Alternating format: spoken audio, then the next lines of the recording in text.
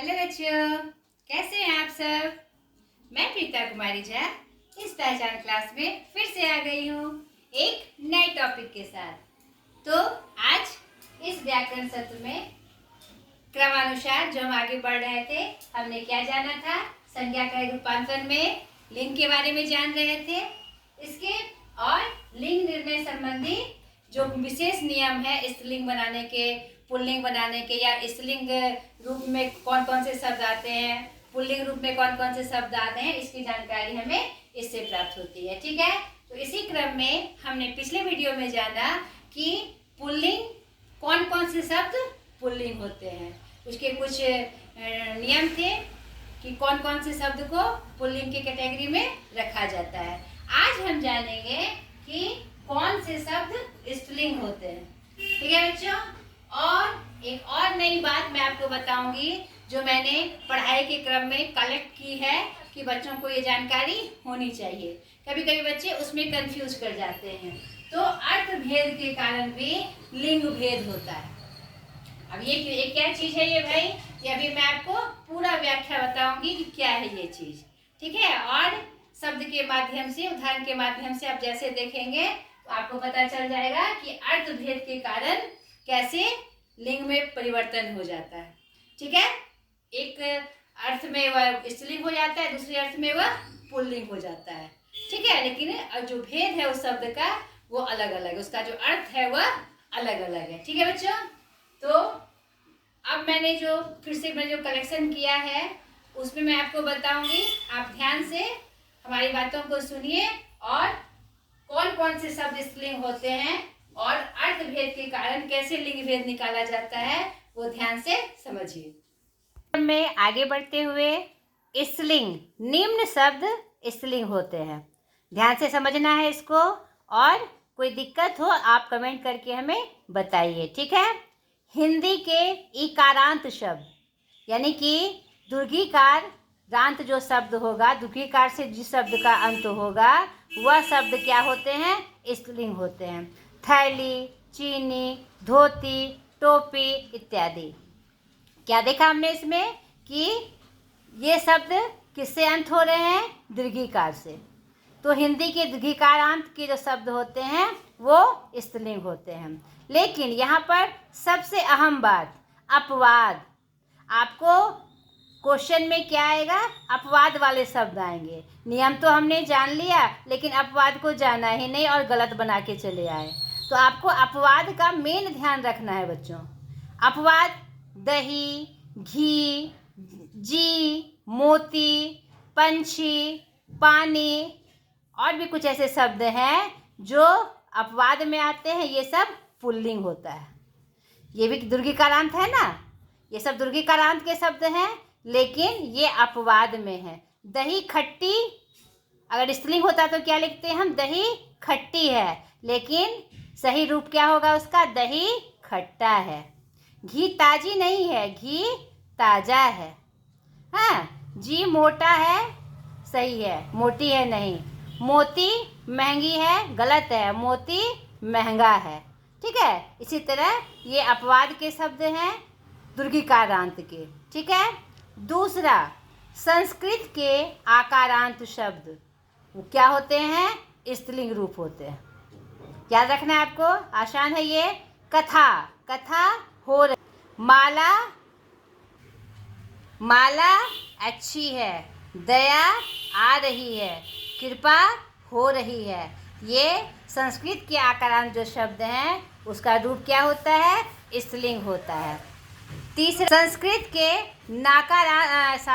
आकारांत शब्द, यहाँ पर थोड़ा सा गलती हो गया है, यानी कि इसका मतलब हुआ यह भी क्या होते हैं, हमारे स्त्रीलिंग रूप होते हैं। ठीक है, संस्कृत के आकारांत शब्द। इसी क्रम में ये आगे मैंने लिखा है प्रार्थना, वेदना, रचना आदि। ठीक है, इसमें एक चीज़ कॉमन है, यानी कि ये नाकारांत हुआ। ठीक है, आकार में है लेकिन लास्ट में कौन से शब्द की आवृत्ति हो रही है, ना। ध्यान से समझिए, यहाँ पर दो पार्ट में मैंने इसको लिखा था कि संस्कृत के आकारांत शब्द स्त्रीलिंग तो होते ही हैं, और संस्कृत के नाकारांत स्पेशली वह भी क्या होते हैं, स्त्रीलिंग रूप में होते हैं। आकारांत तो है ही और प्लस ना भी है इसमें। प्रार्थना, वेदना, रचना आदि इस तरह के शब्द अगर आए तो उसका रूप क्या होता है बच्चों, हमारा स्त्रीलिंग होता है। ठीक है, नेक्स्ट देखिए, संस्कृत के कुछ इकारांत यानी हर्षिकारांत एवं हर्षुकारांत शब्द भी क्या होते हैं, स्त्रीलिंग रूप में होते हैं। तो यहाँ पर आपको एकदम इसको याद रखना है। कुछ इकारांत शब्द, नियम क्या है, दीर्घिकारांत शब्द स्त्रीलिंग होते हैं, लेकिन यहाँ पर हमने क्या देखा, कुछ इकारांत शब्द जो हैं वह भी स्त्रीलिंग रूप में होते हैं, और कुछ उकारांत भी, जैसे रात्रि, निधि, वस्तु, ऋतु आदि। ध्यान रखना है, और लगातार अभ्यास से आपको ऐसे भी याद हो जाएगा। अगर आप इसका अभ्यास हमेशा करते हैं, अच्छे से करते हैं, तो ये आपके मन में ऐसे ही बैठ जाएगा कि ये स्त्रीलिंग है कि पुल्लिंग है। ठीक है बच्चों, हिंदी के वट, हट या प्रत्यांत शब्द यानी प्रत्यय से जिनका अंत होता है, प्रत्यांत मतलब प्रत्यय से जिनका अंत होता है, वो शब्द भी क्या होते हैं, स्त्रीलिंग होते हैं। रुकावट, अटाया, वट आया, यह क्या है मेरा, वट स्त्रीलिंग रूप है। खटिया, या प्रत्यय आया इसमें, तो यह क्या होगा मेरा, स्त्रीलिंग रूप। ठीक है बच्चों, नेक्स्ट, अरबी या फारसी के ऐसे शब्द जिनके अंत में आ, ज, द, ल इत्यादि हो, वे शब्द भी हमारे क्या होते हैं, स्त्रीलिंग रूप में होते हैं। ठीक है, साधारण नियम के अलावे भी मैं जो विशेष नियम है स्त्रीलिंग पुल्लिंग पहचानने का, वो मैं स्पेशली बता रही हूँ। और अगर आप इसको याद कर लेते हैं और इसका निरंतर अभ्यास करते हैं तो लिंग आपसे कहीं नहीं छूटेगा। चाहे कैसे भी पूछे तो आपको लिंग पे पकड़ मजबूत हो जाएगी। ठीक है बच्चों, इसीलिए इसका भी आपको ध्यान से अभ्यास करना है। जैसे हवा, दवा, चीज, कमीज, ताकीद, नकल, हलचल इत्यादि, ये शब्द भी क्या होते हैं, हमारे स्त्रीलिंग रूप में होते हैं। तौकारांत, जिस शब्द का अंत तौ से हो, तौकारांत मतलब जिस शब्द का अंत तौ से हो, वैसे भी शब्द हमारे क्या होते हैं, स्त्रीलिंग रूप में होते हैं। लेकिन यहाँ पर भी क्या हम देख रहे हैं, अपवाद, इसको भी आप स्टार बना के रख लीजिएगा, यह हमेशा पूछा जाता है।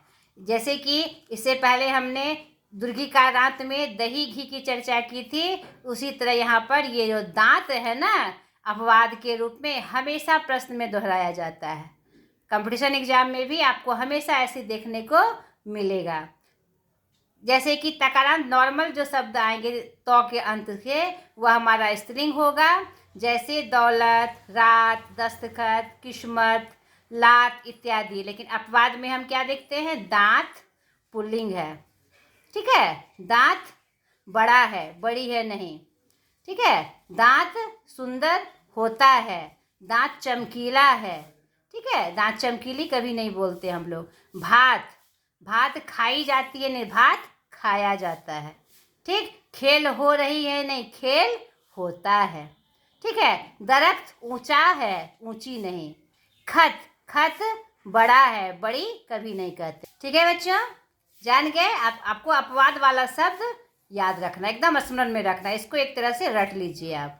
ठीक है, अब इश, इर, इफ, आस, प्रत्यांत इस, इर, इफ आदि जो प्रत्यय होते हैं, आस आदि शब्द जो आते हैं, वह क्या होते हैं, स्त्रीलिंग रूप में होते हैं। जैसे कोशिश, इस आया, इस प्रत्यय लगा है इसमें, तो यह क्या मेरा होगा, स्त्रीलिंग रूप होगा।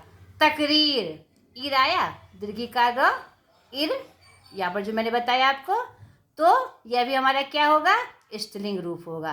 तारीफ, इफ आया ना, दीर्घिकार और फ, इफ, वही मैंने यहाँ पर लिखाया।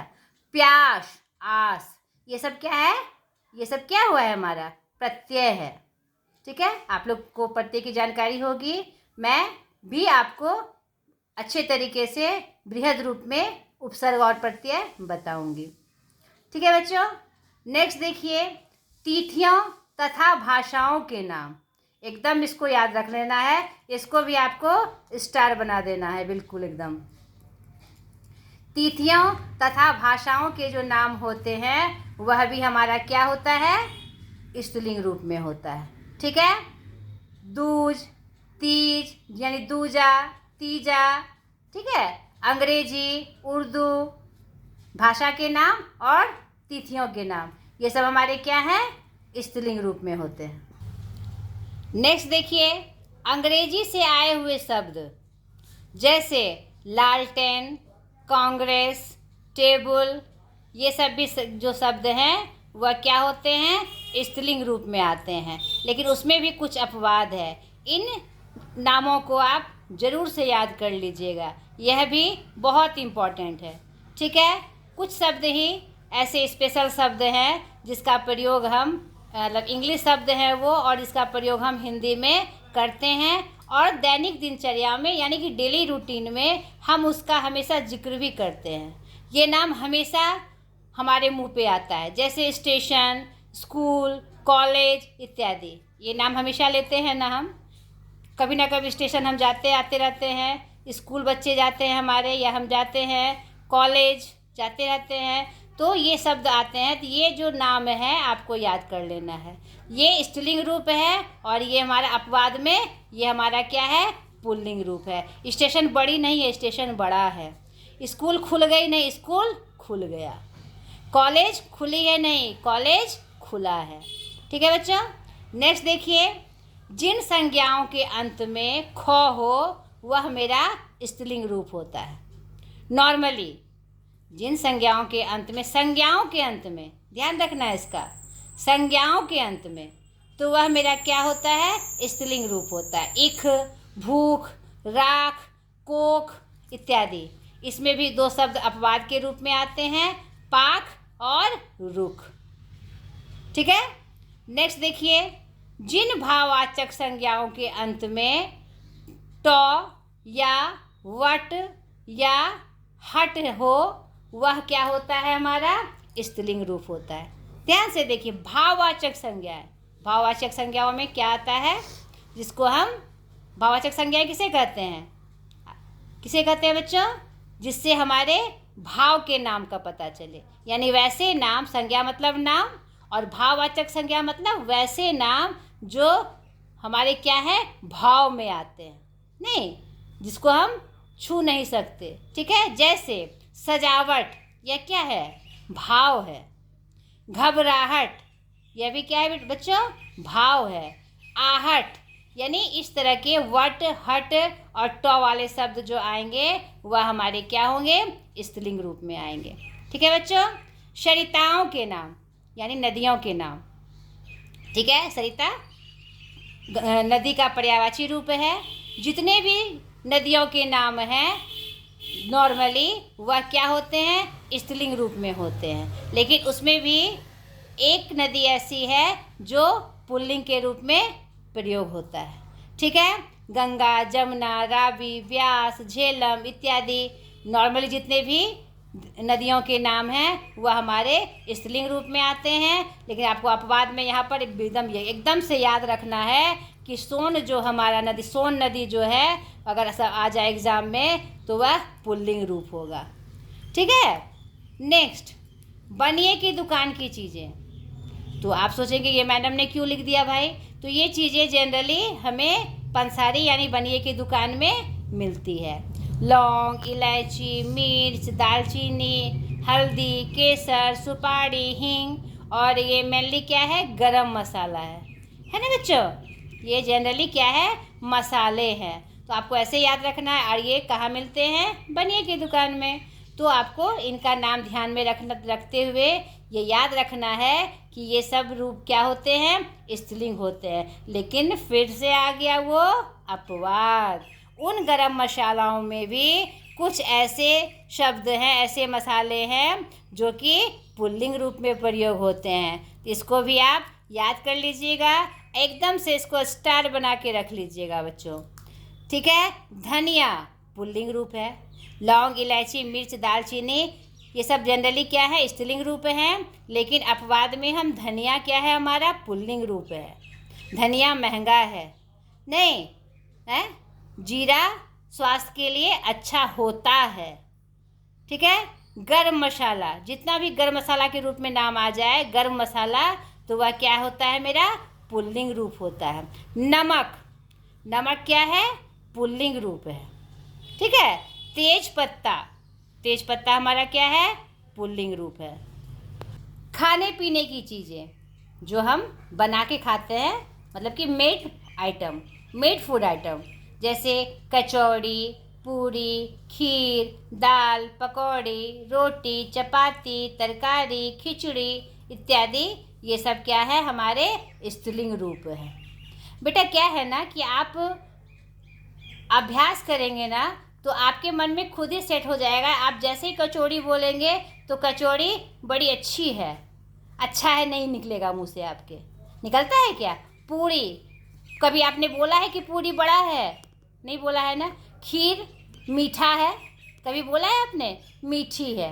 यानी कि जनरल अभ्यास से भी हमारे माइंड में ये सेट हो जाता है, ठीक है। इसमें अपवाद में पराठा, पराठा बड़ा है, कभी बोलते हैं ना पराठा बड़ी है भाई, मम्मी देखो पराठा बड़ी है, कभी बोला है। हलवा, हलवा कभी हमने बोला मम्मी हलवा जो तुमने बनाया वह मीठी है, नहीं, क्या बोलते हैं हमेशा, हलवा मीठा है, नहीं। भात बड़ी है, कभी बोलते हैं भात अच्छी है, नहीं, भात अच्छा है। खिला खिला बना है, खिली खिली बने, कभी बोलते हैं, नहीं बोलते हैं, ठीक है। दही, इसका पहले भी हमने जिक्र किया कि दुर्गी का रांत है, लेकिन यह अपवाद में आता है, यह पुल्लिंग रूप है। दही को आप हमेशा याद रखिएगा, दही और दांत, दो दो दो स्क्वायर करके आप याद रख लीजिएगा, ठीक है बच्चों। रायता, रायता होता है, होती है नहीं, तो ये निरंतर अभ्यास से आपको माइंड में सेट हो जाएगा ये, ठीक है। शकारांत संज्ञाएं, तालब श कारांत संज्ञाएं, जिसका अंत तालब श से हो, ऐसी संज्ञाएं जो होती है वह भी हमारी क्या होती है, जनरली स्त्रीलिंग रूप में होती है। जैसे नालिश, कोशिश, लाश, तलाश, बारिश, मालिश इत्यादि। लेकिन इसमें भी बच्चों दो अपवाद आ गए, तो आपको होश और ताश याद रखना है कि ये जनरली क्या हो, ये क्या होता है, जनरली नहीं, जनरली तो इसमें आ गया था। ये होश और ताश क्या है, हमारा पुल्लिंग रूप है, ठीक है। मैं ये बार बार आपको दोहरा रही हूँ इस क्रम में कि आप अगर निरंतर इसका अभ्यास कर रहे हैं ना, और दैनिक दिनचर्या में आप उसका प्रयोग करके आपके माइंड में वो सेट हो जाता है कि वह स्त्रीलिंग है कि पुल्लिंग। व्याकरणिक दृष्टि से इसको याद रखना आपके लिए अच्छा होता है, ठीक है। तो ये हमने बताया, यहाँ तक हमने आपको क्या बताया कि कौन से ऐसे शब्द हैं जो जनरली स्त्रीलिंग हुआ करते हैं, उसमें हमने अपवाद को भी देखा। अब मैं आपको एक नई चीज़ बता रही हूँ जिसको आपको ध्यान से देखना है, समझना है कि कभी कभी अर्थभेद के कारण लिंग भेद हो जाता है, ठीक है। बहुत से ऐसे शब्द हैं जिनका लिंग अर्थभेद के कारण बदल जाता है। आपके मन में हो रहा क्या है भाई, क्या है भाई ये, अभी मैं आपको उदाहरण के साथ बता रही हूँ।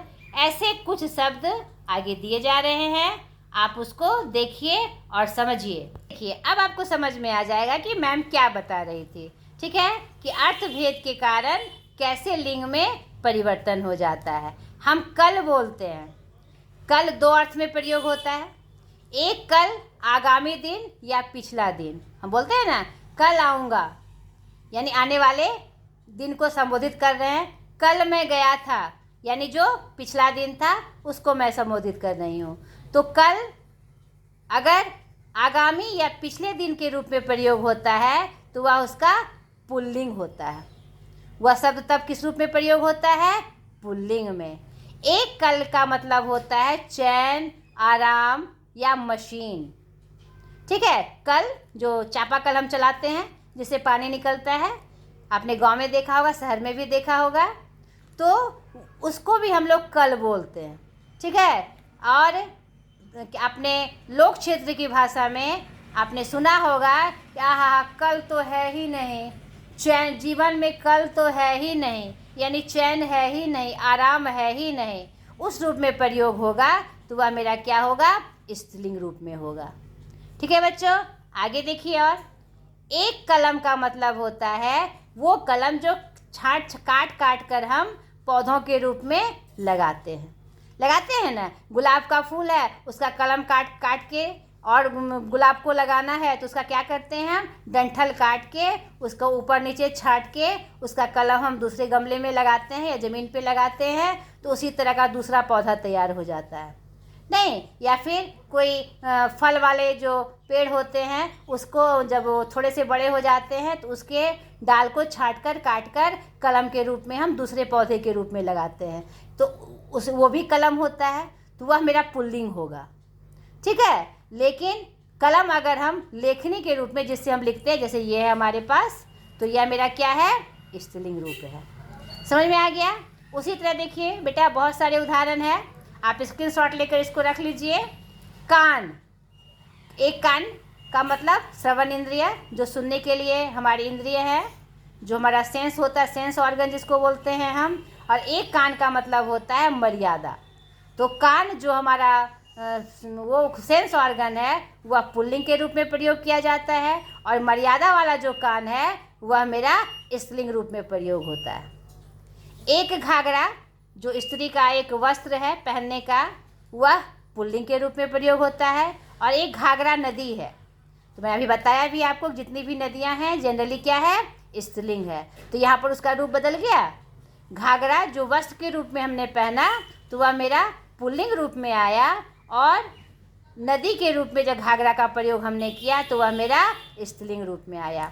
उसी तरह देखिए बच्चों, ये मैंने कलेक्शन किया है, आपको इसको याद करने की आवश्यकता नहीं है, आप ध्यान से इसको देख लीजिए कि किस ये जो शब्द है कौन कौन से अर्थ में प्रयोग में आता है।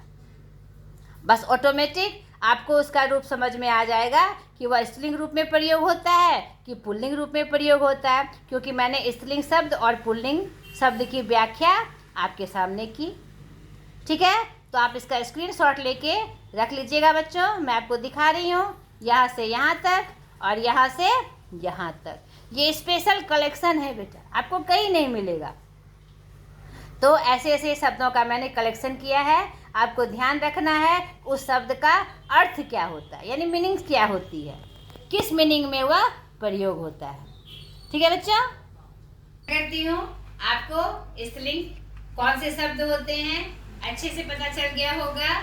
थोड़ा सा अभ्यास करिए बेटा, अभ्यास नहीं करिएगा आप लोग क्या करते हैं, अरे ये तो छोटा सा चैप्टर है, नहीं लिंग भेद है, लिंग किसे कहते हैं, जो संज्ञा सर्वनाम की जाति बताए, इसको इतना डिटेल से क्या पढ़ना। लेकिन आपको हिंदी की जानकारी होनी चाहिए बेटा। आप हिंदुस्तान में रहते हैं और किसी को समझाने के लिए, अपने छोटे भाई बहनों को या किसी को भी बताने के लिए अगर आपके पास नॉलेज होता है, कभी इसका जिक्र अगर आ जाए, स्त्रीलिंग शब्द कौन से होते हैं, पुल्लिंग शब्द कौन से होते हैं, आपको उस समय अगर आप बता पाते हैं तो आपको अपने आप में बहुत अच्छा लगता है। आपको लगता है हाँ नॉलेज कितना कीमती है। नहीं तो मैं आशा करती हूँ कि आप उसका निरंतर अभ्यास करेंगे। तो ये दोनों बातें आपको निश्चित रूप से समझ में आ गई होगी। आप थोड़ा सा उसको याद कर लीजिएगा और थोड़ा सा अभ्यास कर लीजिएगा। आज तक के लिए इतना ही। नेक्स्ट वीडियो में मैं फिर आती हूँ। आपका संज्ञा का रूपांतरण का दूसरा रूप, 3 तरह से रूपांतरण होता है, लिंग, वचन और कारक। तो लिंग के बारे में मैंने आपको पूरी तरह से बता दिया, स्त्रीलिंग पुल्लिंग। अब अगले वीडियो में वचन लेके आ रही हूँ कि वचन का क्या है और क्या उसके नियम है। ठीक है बच्चों, बाय।